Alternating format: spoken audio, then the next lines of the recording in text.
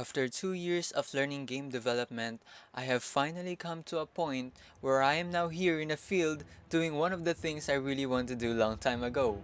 It is making an anime.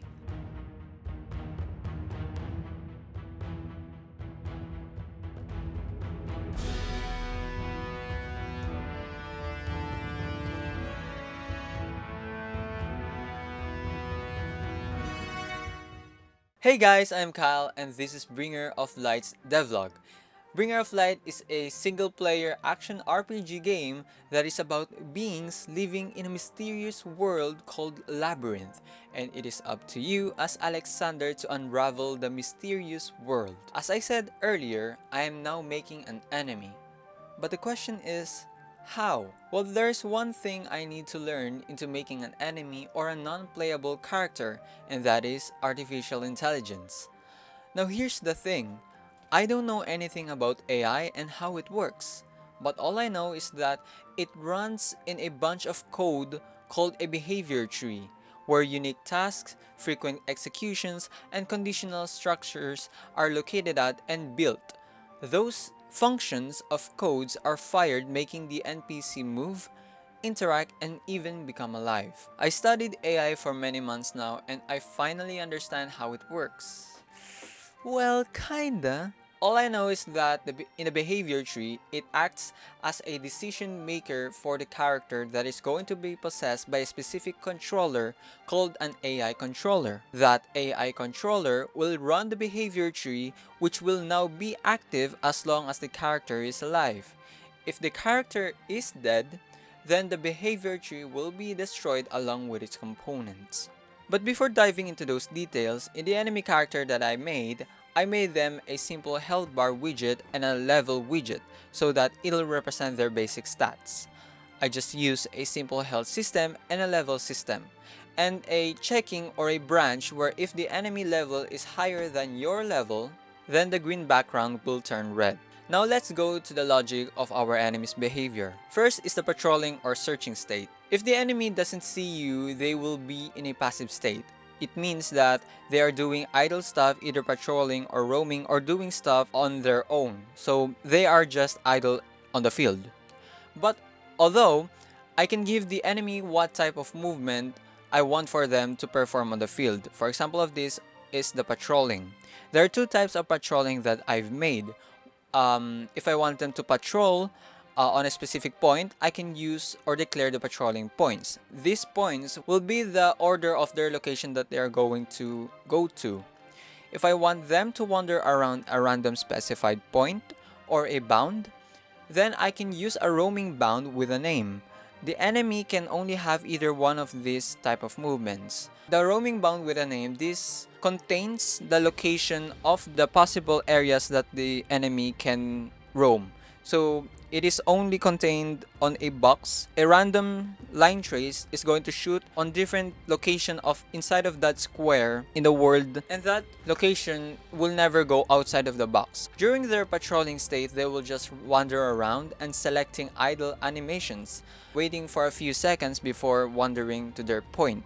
In their searching state, however, this is connected if the enemy sees you and you get out of their line of sight. This means that they can no longer see you. Therefore, they will enter the searching state where they will pick random points trying to find you. And if they didn't see you or find you, then they'll go back to their patrolling state. Next is their chasing state. This is the sequence where if the enemy sees you, they will chase you and select their abilities. So what happens is that if the enemy sees you, they will be aware that there is an enemy on site, playing a warned animation and chasing you.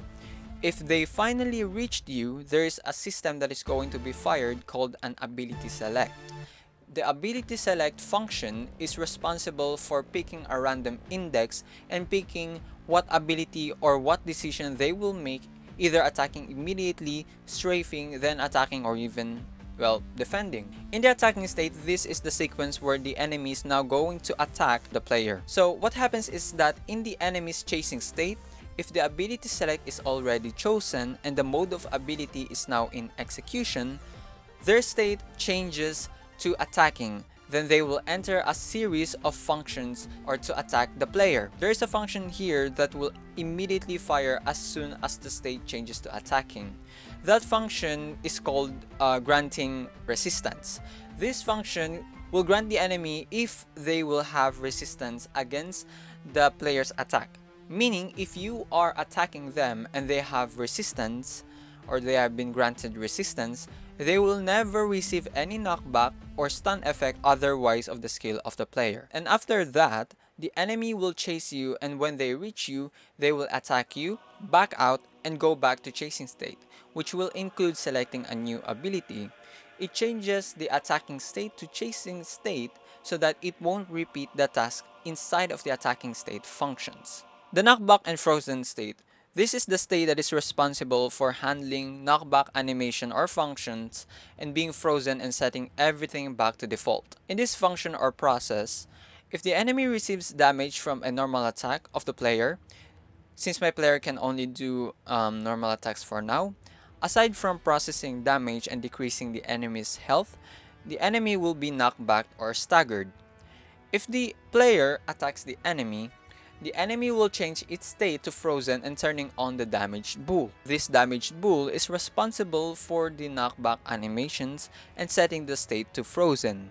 The defense state is just a checking if the defending function or ability is already done. If it is, then change the state back to chasing. So basically, it's just an ability of the enemy where they can just stay still and defend, reducing damage. Now, the blocking state is an external part sequence of the defense system. All it does is that when you attack the enemy, there is a small chance that the enemy will block your attacks and attacks you with a guarantee resistance for the enemy. So dodging is a very essential skill for this game. Now we are going to the features of the enemy AI. The first features of the enemy AI is that the enemy now receives damage. That damage comes from the weapon blueprint that contains the damage informations. Then that damage is transferred to the player blueprint, which will replace the variable for damage. And that damage will be transferred when the player/collision or the sphere trace hits an enemy. The value of the damage from the weapon will be transferred to the enemy blueprint, and that damage will have a minimum damage and maximum damage range. The second feature is that the enemy can deal damage to you. The enemy has a fixed damage depending on their current level. The higher their level is, the more damage they deal. That damage is also similar to the earlier one, but a little bit different. The damage from the enemy is transferred through a sphere trace, and when it detects an actor or character with a tagged player, it will transfer the damage. This will also activate a stun or knockback animation for you. If you are successful of defeating the enemy will disable every function it runs, including the behavior tree. It will disable it, and after the animation of the visual effects is done, it will finally destroy itself, removing itself from the map so that the game saves memory so that it won't cause any performance issues. Anyways, that is all for this video. I hope you enjoyed this content, and if you do, please do subscribe and hit that like button. I'll further update you guys for the game development and updates for the release of the demo and the official release. So stay tuned and see you guys. Bye bye! Where were you when we sought freedom against them?